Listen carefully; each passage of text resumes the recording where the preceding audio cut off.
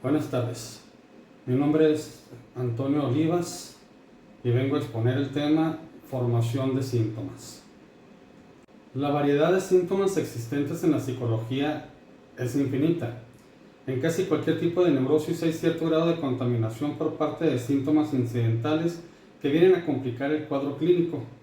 Los síntomas de una neurosis aparecen en la estructura de otra, o en una neurosis se encuentra un síntoma perteneciente a un desorden psicosomático, psicótico o de la personalidad.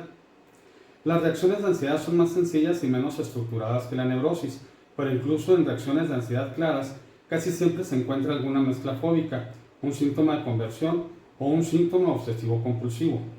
En muchas neurosis se presentan sensaciones de despersonalización y de irrealidad, y también aparecen manifestaciones de una depresión moderada. Existen muchas interrelaciones entre las varias neurosis, así como entre estas y los desórdenes psicóticos, los psicosomáticos y los del carácter. Los tics, agrupados en las conversiones, suelen recibir el nombre de obsesiones compulsivas. La confusión entre los estados disociativos con las reacciones de conversión, por un lado, y con las reacciones psicóticas, por otro, nos aporta un ejemplo de la complejidad de la estructura de los síntomas.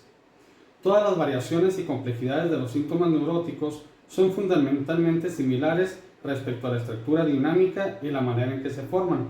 La formación de los síntomas neuróticos tiene su origen en una alteración del equilibrio psicológico. Puede desarrollarse rápido o gradualmente y puede ser resultado que se hayan frustrado necesidades poderosas, que se hayan perdido satisfactores importantes por conflictos de una circunstancia externa o una pulsión interna creciente hayan disparado. En ocasiones, los síntomas neuróticos parecen inteligibles. Los síntomas se pueden malinterpretar y ser aceptados como señal de una enfermedad o de un impedimento físico. Las experiencias de aflicción o invalidez son genuinas, imposibles de evitar y carentes de sentido. Mucho menos de lo que ocurre en las reacciones disociativas cae en la sintomología neurótica y psicótica. Ciertas personas se encuentran predispuestas a caer en conductas neuróticas cuando sufren estrés debido al tipo de equilibrio interno y psicológico que establecieron en sus primeros años de vida. Esta predisposición está compuesta por residuos de conflictos infantiles sin resolver, el fracaso de la represión y otros mecanismos defensivos usados para contenerlos. Por ello suponemos que cada quien reacciona a la frustración, la ansiedad o la culpa con ataques de ansiedad que ha tenido experiencias emocionalmente traumáticas durante la niñez, que se diferencian en tipo y cronología de las experiencias traumáticas de personas que han cubierto su ansiedad con defensas fóbicas. Las personas que han cubierto sus reacciones de ansiedad y sus fobias con una reacción de conversión o una reacción obsesiva compulsiva han sufrido traumas emocionales a principios de su vida que se diferencian de estos y entre sí. La facilidad de reaccionar a tal o cual patrón neurótico puede determinar no solo qué patrón neurótico va a desarrollarse, sino que lo precipitará.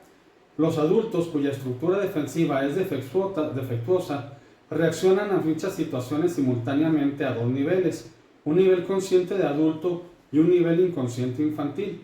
La respuesta adulta será probablemente directa y franca, mientras que la respuesta infantil será encubierta y derivada. Los distintos niveles de experiencia pueden llevar a sentimientos ambivalentes y conductas ambiguas que pueden producir síntomas, los cuales dependerán de la vulnerabilidad específica de la persona y de la situación que esté perturbando su equilibrio interno. Desde el punto de vista dinámico, los síntomas neuróticos tienen tres aspectos esenciales.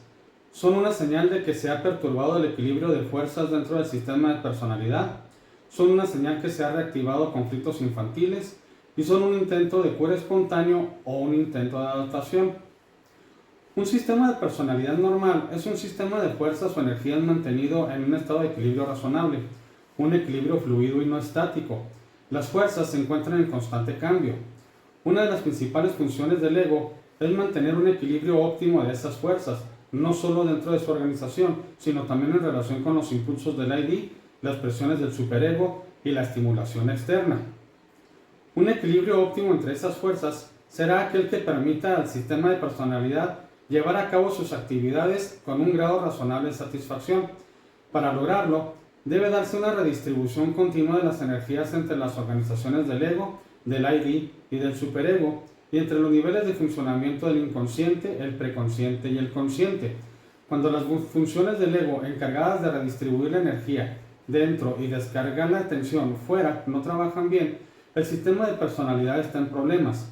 Los impulsos del ID no reprimidos y las fantasías del ego inconscientes amenazan con expresarse en las organizaciones del ego preconscientes y conscientes, iniciándose cierto grado de ruptura o desintegración.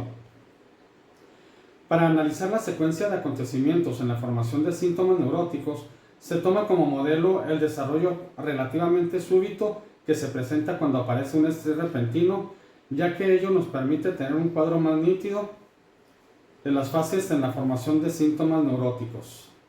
Tensión y ansiedad crecientes.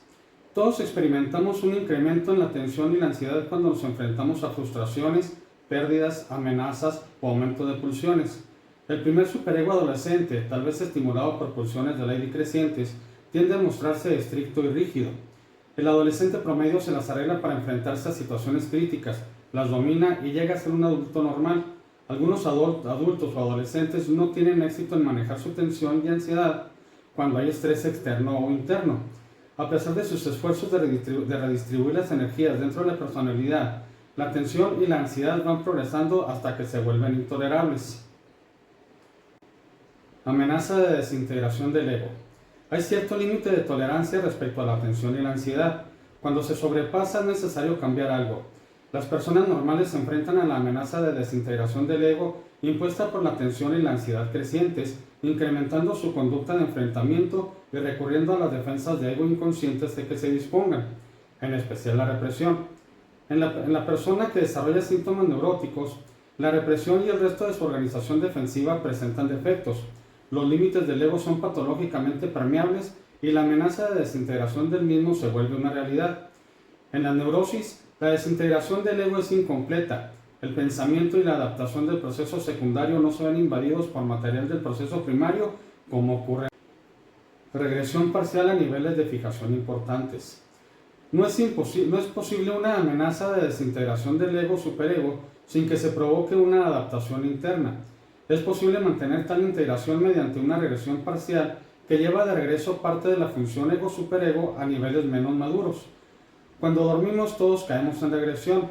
En sueños todos experimentamos la confusión de lo sucedido el día anterior, por lo común modificado o distorsionado. La regresión que se presenta en la neurosis ocurre cuando el paciente se encuentra totalmente despierto. Es patológica y lleva a una patología adicional cuando continúa tratando de adaptarse.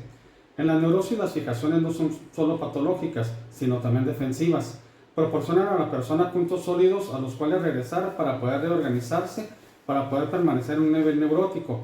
La regresión neurótica permite dos opciones: que el paciente permanezca normal si sus defensas aguantan, o que siga regresando y se vuelva más psicótico. Reactivación de conflictos infantiles y regreso de los conflictos reprimidos. Los conflictos infantiles en las personas vulnerables a la reacción neurótica están lo suficientemente activos para provocar un esfuerzo de defensas inconscientes mucho mayor que en las personas normales. Es decir, la regresión neurótica intensifica los conflictos infantiles para que irrumpan las organizaciones preconscientes y conscientes, donde se pueden encontrar derivados de fantasías inconscientes, de los impulsos del ID y de las presiones del superego. La fijación anormal puede ser resultado de varias condiciones infantiles que van desde la frustración casi total a una satisfacción tan intensa que interfiere en la maduración. Cuando las fantasías inconscientes de las personas neuróticas han intensificado mediante regresión parcial, son poderosas y se encuentran en un estado de equilibrio inestables. El material hasta entonces reprimido y contra el cual la persona se defendía, irrumpe en las organizaciones preconscientes y conscientes una vez más. A esta fase se le llama el regreso de lo reprimido. Transformación defensiva y elaboración secundaria. En cuanto comienza la invasión de las organizaciones preconscientes y conscientes, el ego relativamente intacto llama automáticamente a las defensas auxiliares. Lo que queda de la represión funciona ahora en cooperación con las defensas auxiliares para transformar todo aquello que consigue escapar de las fuentes inconscientes. Así como en el sueño manifiesto participan los impulsos del ID, las presiones del superego, las defensas del ego y las adaptaciones del mismo, los síntomas neuróticos manifiestos representan un compromiso en el que participan casi los mismos componentes. Las formaciones de un compromiso que llega a la organización preconsciente puede sufrir un procesamiento secundario que con frecuencia la hace aparecer como señales de enfermedades o impedimentos muy conocidos. El proceso secundario es una parte fundamental de nuestro funcionamiento psicológico. Nos permite diferenciar entre la fantasía y la realidad, tomar decisiones informadas y adaptarnos a las demandas del entorno. Surgimiento final del síntoma. El síntoma que finalmente surge por lo general está contenido en las quejas del paciente o de quienes lo rodean. Lo que surge no es ni una pulsión directa ni un superego arcaico sin domar, tampoco fantasías inconscientes de lo que pudiera haber surgido el síntoma. El ego, que presenta límites solo parcialmente afectados, junto con una organización defensiva respaldada por más de un nivel de funciones del superego, se muestra capaz de crear síntomas manifiestos aceptables para todos. Sigue funcionando el ego adulto lo suficiente para permitir a una persona neurótica actuar de acuerdo con las normas prevalecientes, para proporcionarle un poco de autoestima y para protegerlo de que se descuide y se dañe a sí mismo. Los síntomas neuróticos no tienen como propósito primario la comunicación interpersonal. Todos los procesos que entran en la formación de síntomas neuróticos son inconscientes y solo vemos el producto terminal. Los deseos inconscientes logran cierto grado de satisfacción gracias a la fantasía y se los expresa ambiguamente con los síntomas neuróticos, aunque nunca se los reconozca claramente por lo que son. Cada paciente neurótico con sentido de culpa, de ataques de ansiedad, de fobias, de conversiones, de disociaciones, de reacciones obsesivo-compulsivas o de quejas depresivas, es culpable de alguna satisfacción prohibida tenida en la fantasía y por la que habría tenido necesidad de castigarse. El pensar en un mundo más venturoso, más rico o más seguro proporciona a quien cae en esas fantasías mucha satisfacción. Tales fantasías son fuentes importantes de una perspectiva serena respecto a un mundo seriamente conflictivo. Formación de síntomas psicóticos. La reacción psicótica es una desintegración plena de la personalidad que tiene sus principales puntos de fijación en fases anteriores a aquellas en que están las relaciones o las reacciones neuróticas. La persona psicótica promedio es menos capaz de manejar de modo realista su mundo circundante que las personas neuróticas. Los neuróticos se conducen irracionalmente. Las personas fóbicas padecen miedos irracionales, las compulsivas caen en ritos absurdos, quienes sufren conversiones emplean su cuerpo para expresar simbolismo arcaico. Fuera de esas áreas limitadas, hasta una persona francamente neurótica puede participar satisfactoriamente en la vida de su comunidad. En todos esos sentidos, la persona francamente psicótica presenta defectos. Sus áreas irracionales incluyen la mayor parte de su conducta franca. Dicha persona ha perdido el interés por los sucesos del mundo real, por las esperanzas y los miedos reales, por los objetos y la gente reales. La persona psicótica ve todo desde una perspectiva particular distorsionada. No puede ver las cosas desde el punto de vista de los demás y estos no pueden verlas desde el punto de vista de él. En este punto, intentaremos hacer una comparación entre cada etapa de formación de síntomas neuróticos con lo que ocurre o no ocurre en la formación de síntomas psicóticos. Tensión y ansiedad crecientes. Las reacciones psicóticas se desarrollan en relación con la frustración, la pérdida, la amenaza, el peligro o el incremento de pulsión, tal y como ocurre en las reacciones neuróticas. Las psicosis suelen comenzar con un periodo de pródromo en el que prevalecen los síntomas neuróticos típicos. La palabra pródromo hace referencia a aquellos síntomas iniciales que generan cierto proceso que afecta a nuestra salud, es decir, son los primeros síntomas que acompañan a ciertas enfermedades, lo cual permite estar alertas ante cualquier cosa. Cuando estos síntomas neuróticos no logran su objetivo, el paciente cae en la psicosis. Hay varias razones comprensibles para la renuencia a aceptar que las psicosis tienen relaciones dinámicas comparables con las establecidas respecto a la neurosis. Las reacciones psicóticas suelen ser tormentosas e impredecibles, pueden provocar miedo. Cierta sintomatología psicótica presenta un aire extraño, a veces comparable con el de los sueños manifiestos, que provoca ansiedad en la mayoría de los observadores, en especial en los que carecen de experiencia. Resulta sumamente difícil tratar a los pacientes psicóticos. Sus síntomas tardan mucho en ceder a las maniobras terapéuticas más complejas, por lo que la terapia de la psicosis se lleva a cabo sobre una base empírica. Amenaza de desintegración del ego. La represión nunca ha sido adecuada para quienes sufren psicosis. Las defensas auxiliares, tales como la proyección, negación o introyección, se encargan del trabajo que la represión suele cumplir. En la descompensación psicótica a veces parecen disolverse. Entonces el paciente se ve aplastado por el material proveniente del proceso primario y pierde la capacidad de diferenciar entre la realidad interna y la externa. Regresión subtotal a niveles de fijación importantes. Ni la regresión ni la fijación son necesariamente patológicas. En nuestros sueños manifiestos a veces expresamos dónde se encuentran nuestros principales niveles de fijación, cuáles son nuestras defensas auxiliares e incluso la influencia de nuestro superego arcaico. En las reacciones psicóticas, tanto en la regresión como la fijación, son patológicas. La regresión suele ser subtotal más que simplemente parcial. La organización ego-superego sufre una regresión a niveles primitivos, dejando poco a una interacción realista con otras personas, a veces incluso con cosas inanimadas e impersonales. Las fijaciones son defensivas en la psicosis, pues protegen al paciente de caer en una regresión más profunda. Desde este punto de vista, una reacción paranoica moderadamente severa es mejor que una depresión psicótica moderadamente severa. Reactivación de los conflictos infantiles y regreso de los conflictos reprimidos. Lo dicho sobre los conflictos infantiles en las personas que terminan con una neurosis vale también para los psicóticos, dado que en la psicosis la regresión es subtotal y que los puntos de fijación reactivados son más arcaicos que en la neurosis. La experiencia y la conducta psicóticas parecen más primitivas, o bien domina la escena un ego arcaico e impulsivo, o bien surge un superego arcaico. Al igual que en la neurosis, en la psicosis también regresan los conflictos reprimidos, pero son más arcaicos y la organización ego-superego a la que vuelven es mucho más caótica. Transformación defensiva y procesamiento secundario. Debido a la profundidad y grado de la regresión, poco queda de la organización defensiva del ego que pueda enfrentarse a lo que escape de la represión y aparezca en la vida preconsciente y consciente. El paciente psicótico se ve obligado a recurrir a defensas primitivas y carece de las ventajas que dé un compromiso neurótico mejor organizado. Las ideas delirantes son el síntoma más característico de la psicosis. No solo significan una distorsión de la realidad externa, sino además una reconstrucción defensiva de la realidad externa. Gracias a sus ideas delirantes, una persona psicótica logra mantener contacto con el mundo de personas y cosas que le rodean.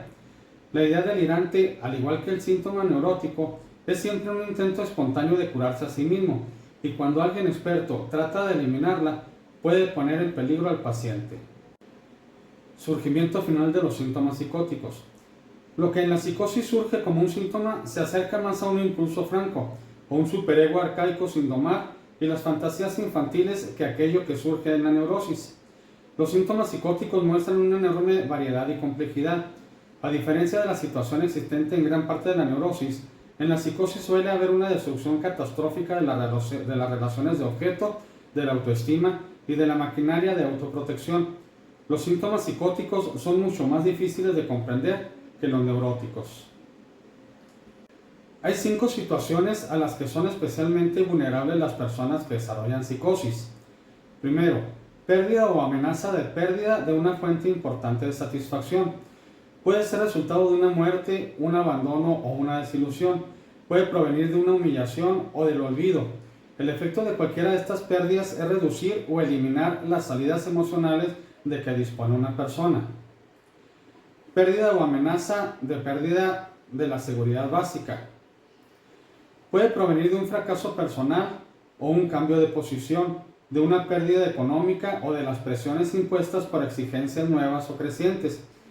Tales factores reducen o eliminan el apoyo emocional de que una persona dispone. Número 3. Surgimiento de una pulsión erótica u hostil. Se vuelve un factor precipitante cuando no es posible una descarga adecuada. También cuando se presenta la oportunidad de una descarga, pero lleva a conductas que no puede controlar la persona, que pueden provocar ansiedad o rechazo de otras. Número 4.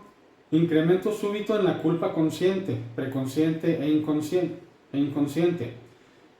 Puede deberse a una expresión erótica u hostil que provoque una reacción exagerada del superego o una reacción exagerada en algunos precursores del superego regresivos. También puede presentarse debido a una acusación, a que se tienen fantasías prohibidas o que se experimenta una realidad prohibida. Reducción de la eficacia general de la organización defensiva. Vemos esto en casos de estrés o choque desusado, en el agotamiento físico y mental, en cualquier tipo de exposición, en las enfermedades orgánicas severas, en los accidentes, en las intoxicaciones, en las lesiones cerebrales o en la degeneración del cerebro. Por mi parte sería todo. Agradezco que me hayan puesto atención. Muchas gracias.